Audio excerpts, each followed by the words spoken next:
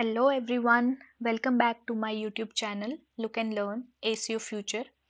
I know आज हम बहुत टाइम बाद मिल रहे हैं बट आई होप ये मीटिंग्स अब फ्रीक्वेंटली हुआ करेंगी and today I have come with a very interesting topic which is your ultimate prep guide to NEET 2026 कि आपका NEET 2026 कैसा होगा। ये सब बच्चों के माइंड में क्वेश्चन है कि जो आपका NEET 2026 है वो कैसा होगा, राइट? वो टफ होगा, वो इजी होगा and how will we be able to score 700 plus. So आज हम इन्हीं सब चीज़ों का आंसर इस वीडियो में लेने वाले हैं।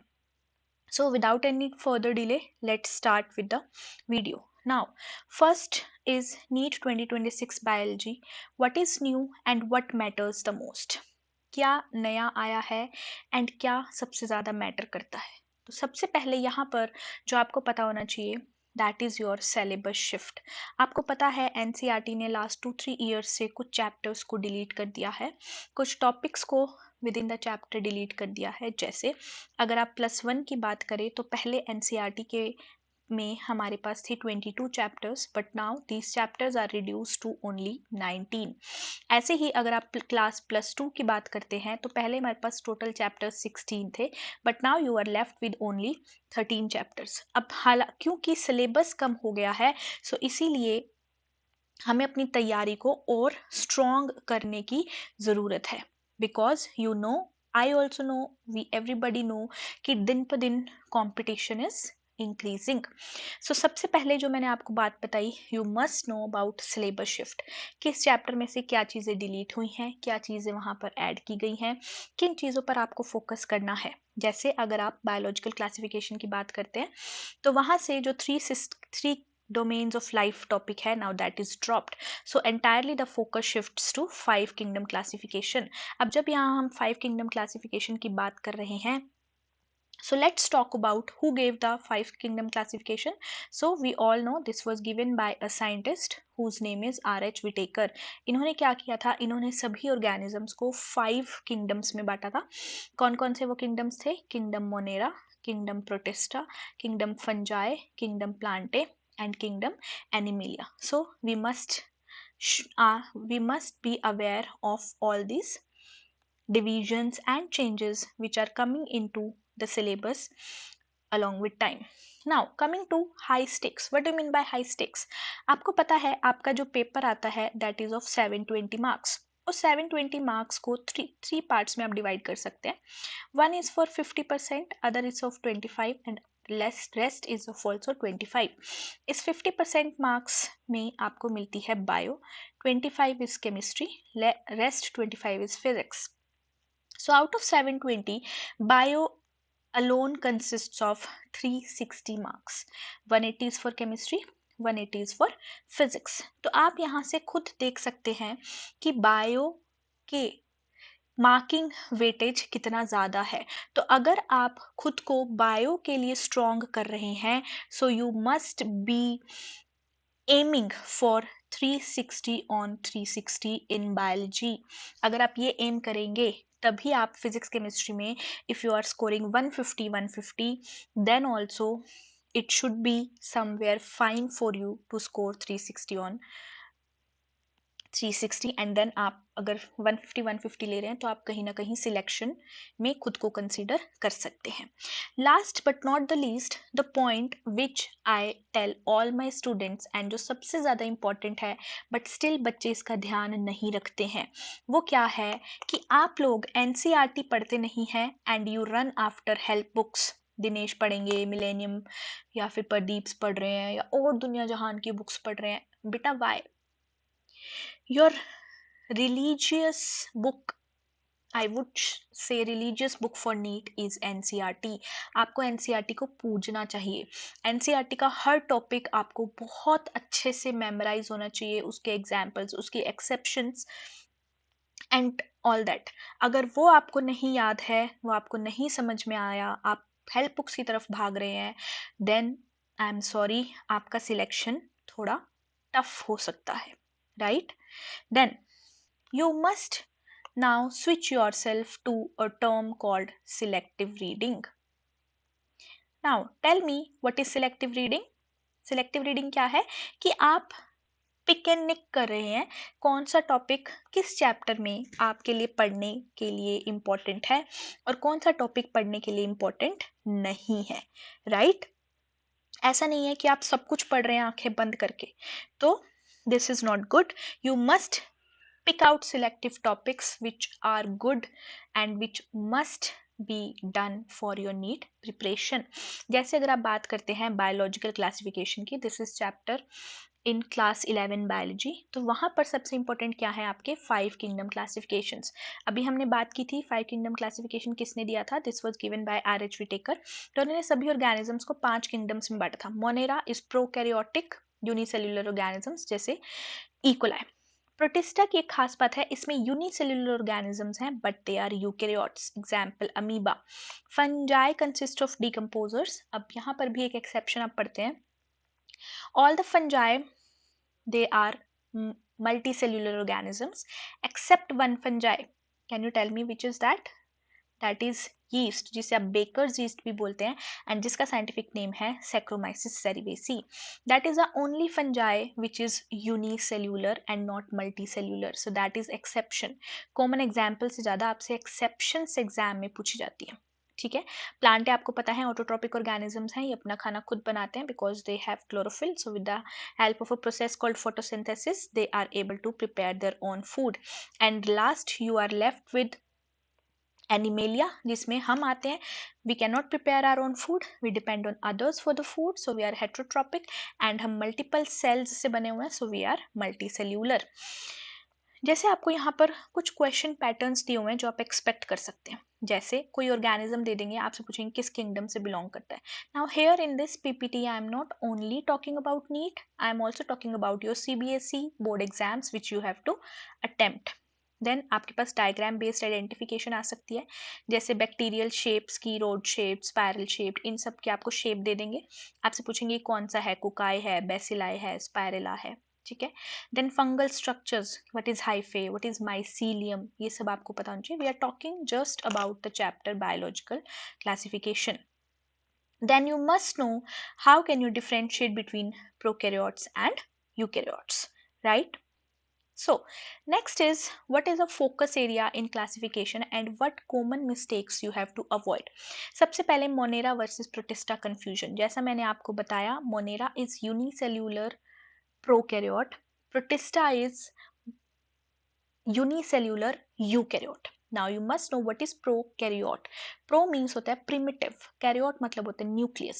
So जिनके पास primitive nucleus है, primitive nucleus का मतलब क्या है? The genetic material is freely flowing into the cytoplasm and it is not bound by any nuclear membrane. Protista की बात करते हैं तो वो यूनिसेल्युलर यूकैरियोट्स है. What is eukaryote? यूकैरियोट मतलब ट्रू न्यूक्लियस जिनके पास प्रेजेंट है, उसे आप यूकैरियोट बोलते हैं, ठीक है. यू मतलब ट्रू एंड कैरियोट मतलब न्यूक्लियस. देन अब हम क्योंकि +1 to बायोलॉजी में आ गए हैं, so when you talk about your exams you should avoid vague answers. जैसे आपसे पूछा जाए what are the examples of fungi, so you must not write mushroom, you should give scientific names, penicillium, agaricus, rhizopus. तो इससे examiner को पता चलता है कि बच्चे ने पढ़ाई की है, ठीक है.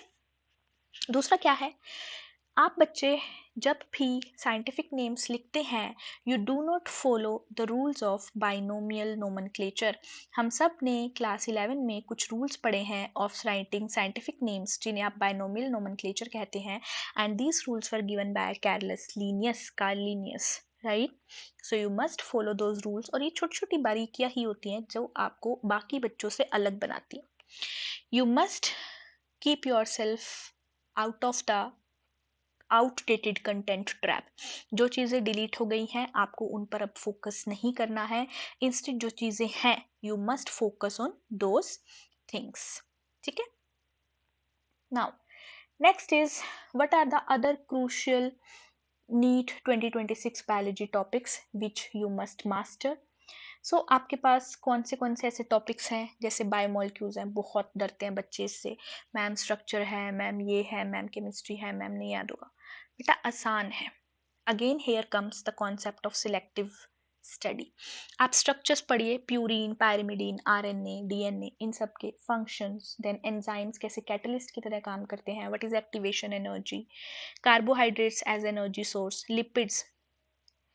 ठीक है, आप पढ़ते हैं कि जो हमारी प्लाज्मा मेम्ब्रेन है that is made up of lipid bilayer, proteins हमारी बॉडी के स्ट्रक्चर एंड फंक्शन यूनिट्स हैं, and nucleic acids in which you get to study about the genetic material DNA and RNA. Then next है आपके पास human physiology.